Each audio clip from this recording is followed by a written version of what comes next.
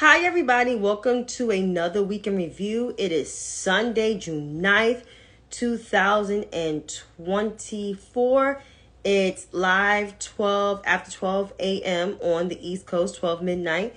But, it's here. If you missed the live, which most of you will, you can watch the replay on Instagram or you can watch the video uploaded on YouTube. So I'm just going to come with you with quickness. I'm not going to be too long because it is late here on the East Coast.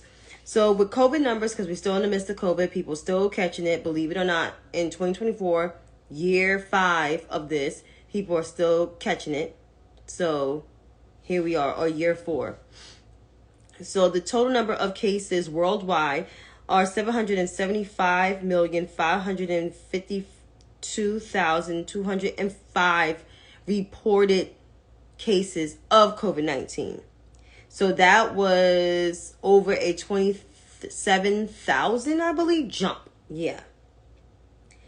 Now, in terms of the fatalities, the cumulative fatalities of this virus, who succumbed to this virus, it's been over 7 million reported. So it's 7,050,201 people that succumbed to COVID-19 worldwide. So in terms of cases worldwide, we have over almost nearly 800 million people that had it, that's been confirmed to have COVID-19. So that's 775 million. That's almost 800 million people that had COVID around the world within the last couple years. And in terms of the cumulative fatalities, it's over 7 million people confirmed gone. Now, in the United States, I always say the USA has the most cases on the globe. Keep in mind, the U.S. is only accounted for 4% of the world's population, but we do have the most cases. That's because people don't listen to science and people try to reject science. That is the damn problem. So, according to the number of cases in the United States of America, there has been over 100 million cases confirmed. Over 100 million people in this country. Keep in mind, there's 330 Americans. Don't know the exact number, but that's the estimated number in this country. And 25% of the country had COVID. Not good. Now, in terms of the fatalities, the death toll of COVID, almost nearly 1.2 million people have died in this country. Like I said, 330 million Americans, and an eighth of our country has succumbed to this virus, while there's still some that's about 25% that had it in this country. So the reported death toll is 1,188,195. You can look all of this information up on the World Health Organization website. No cap. And in terms of the vaccinations, the United States, 70% of the country is vaccinated, while 36% received the booster, and the 20-something percent still not vaccinated. At this point in time, you're living at your own risk, because we're like year 4 in. The vaccine is available. There's an actual national plan. There's oral things to take it if you have COVID. But to prevent that, to not get COVID, you either get the vaccine. No, not either. Get the vaccine and still wear your mask. Social distance, like your life depends on it. Because people are still catching it. People are still catching it. Now, on to other things. In my notebook, I'm breezing through. The president is in France. He met with the veterans that served in Normandy for D-Day, which happened June 6, 1944. It's been 80 years. Believe it or not, in this country, we have been through so much stuff within the 20th century and before. Now we're in the 21st century. You don't think it's that long ago, but it's now being that long ago. And we have a president that actually acknowledged our veterans versus the so-called leader of the free world who said our veterans were suckers and losers. I mean, it's right out of his mouth. So when people are like saying that I don't know if I'm going to vote in this election, it's very clear that we actually have a leader, whether you don't like him or not, you have a leader that will actually defend your freedoms that were granted to you, that you were born with, versus someone that's willing to take the shit away from you because they want their retribution. So you pick and choose. On another note, in America, where the fuckery is going on, Byron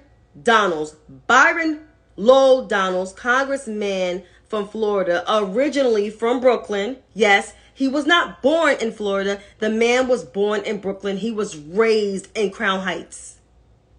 Yes, he's from the hood. Believe it or not, he is from the hood. Well, this man had the audacity to come out of his black mouth to say some dumb shit about Jim Crow.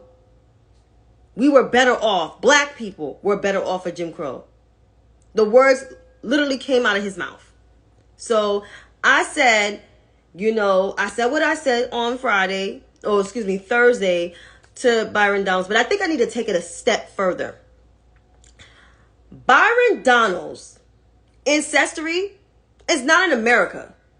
His ancestry is in the Caribbean islands. I think he's Jamaican. I'm not sure which origin of the Caribbean he came from, but I guess he missed that lesson when his family came into this country and when he went to school in Brooklyn, that the Jim Crow era was not a great time for black people. And the fact that he is a black person from the Caribbean, it was definitely not good for him, because they will make fun of the accent of his parents or of his family, right? Because they will use derogatory words towards Caribbean Americans too, or folks that immigrated from the Caribbeans and folks that are Caribbean Americans. So my thing with Mr. Donalds, Mr. I had to clean up my image after, my records being sealed for selling drugs, Byron Donalds, that same Byron Donalds. It's very interesting that you're kowtowing to a party that pretty much switched their tone after the civil rights movement, a party that embraced a conservative extremist himself, who was also senile. Y'all so quick to call President Biden senile, but y'all literally worship a senile man who was losing his mind during his second tenure, almost got arrested for Iran-Contra. Supported basically bigotry, racism, and all sorts of like it, but Chew and other black MAGA conservatives still stand behind a man who has a well-documented history of racism. Yeah. So, Mr. Donalds, you and your wife, with her extreme views, her Moms for Liberty, Clans for Liberty, you can kiss it where the sunshine don't miss it, sir. Because you don't belong to black people. You're not for us or by us. Yeah. Lost his motherfucking mind. Are you crazy? Like, shit is crazy. Like, they always saying some new shit. Marco Rubio said some dumb shit. They all saying some dumb shit. Trying to be vice presidents or be relevant in the Republican Party. That Republican Party became thirsty as fuck. There's nothing but thirst buckets in that party. I never saw so much pick-me's in that party. And Laverne Spicer, that chick is the most thirstiest chick. She's still trying to be relevant in the Republican Party, still trying to run for positions in the Republican Party, and they just keep rejecting her because she's thirsty, she's illiterate, her diction is just disgusting. I mean, for crying out loud, the shit that she wears is disgusting. She's just a nasty human being. Yes, she is. And I said what I said. But speaking of more coon synergy, sorry to say that. Let's talk about Mr. Leonard Larry McKelvey of Mount Corner, South Carolina. If you don't know that name, you know him as his, I guess, stage name. Y'all want to call that stage name? I don't know. Because I never saw him on a stage. But I digress. So, this man was on the 11th hour. I don't know why the mainstream media keeps platforming this man as if he is the voice for black people. But here's a clip what he said. I have the clip. I'm going to play it in another segment. So anyhow, Mr. McKelvey, I just want to say this to him. He could take it any kind of way, and to the mainstream media. Leonard, you're not the voice for black people. You don't stand for black people. I never seen you advocate for black people. If anything, I seen you tear black women down time and time again. With your segment of your show on your radio show, which I don't listen to that bullshit, and you're the reason why I don't listen to, radio anymore, New York radio at that. You have donkeys of the day, and you have mostly majority of black people as donkeys of the day.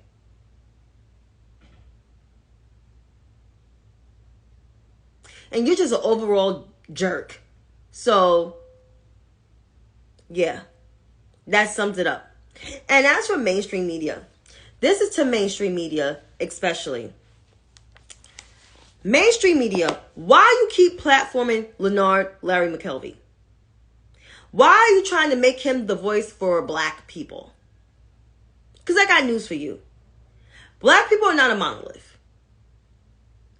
Black people don't need Leonard Larry McKelvey, don't need to listen to him at all to give them any political advice or analyses. Because this man is not fluent in any political dialogue, whatever you want to call it. This man don't even know how our branches of government works, what policies have been passed under this administration and even the Obama administration. Let's go further back to the Clinton administration or LBJ. This man has no fucking clue. So I don't understand why you keep doing this shit to us. But I want to tell y'all, stop it. Stop it. Stop throwing this man into black people's faces. We don't want to listen to him. We don't want to listen to Stephen Anthony Smith. We don't want to listen to Amber Rose, which I'm about to get to her ass in a minute. We don't want to listen to any of these people. So please stop. Just stop. And speaking of Miss Amber Rose, she has threw her support in for that bum himself. And she was caught on video asking after, with the verdict and he's been found guilty, will she still support him? She said it just made his support even wider. Which, one fact she's right about, Republicans are still standing by that bum. That's their Frankenstein. I kept saying that shit over and over again. Donald Trump is their Frankenstein and he's their Achilles heel. And that's the truth. But as for Miss Amber Rose, it's very interesting that you are for women's rights, even though you slander trans women. You're saying that this bum is for the people, which is very clear that this bum is for himself and he wants his retribution. He kept saying that shit 1,000 times. And then on top of that, you use black culture to advance. You have a black child that you're raising. The man that you're supporting don't like black people. How does that make sense? But then again, I don't expect much from Amber Rose because she acts like... I just don't expect much from Amber Rose because Amber Rose is irrelevant at this point. She sold 2007 and we don't need her to resurface. So, peace. Just getting on the roll of things here, And just to undecided voters, this message is for all the folks that are undecided, or all the folks, that don't want to vote for President Biden. This message is for you. Our democracy, and I'm going to keep saying this 1,000 times, whether you like it or not, is literally hanging by a small, tiny rope. Not even a thread, a rope. And it's whether we will have an actual free democratic system, or we will have dictatorship.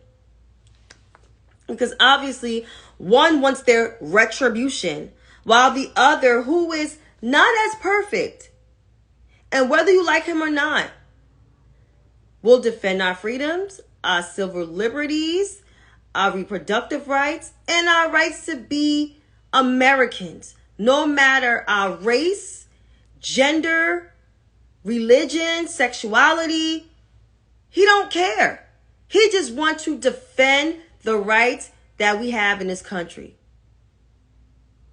So when folks are saying, I don't know, both parties are the same, it's very clear that one party wants to restrict everything from your education to the rights of voting to your rights of being who you are, versus the party that's actually trying to defend its freedoms, whether it's perfect or imperfect, to make it better and to have those roads to make it better.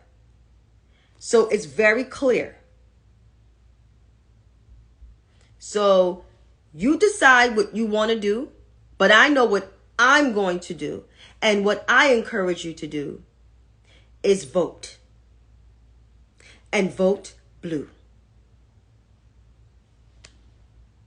I'm going to leave with you with those words. And I will probably do another live. I think I need to do another live where I just break down why voting for President Biden is important. Because ... and debunk all the stuff. And break down that tax break sham law bill that Donald Trump did, where people say they got more money under Donald Trump. I think that needs to happen. But until then, you have a good night. Peace.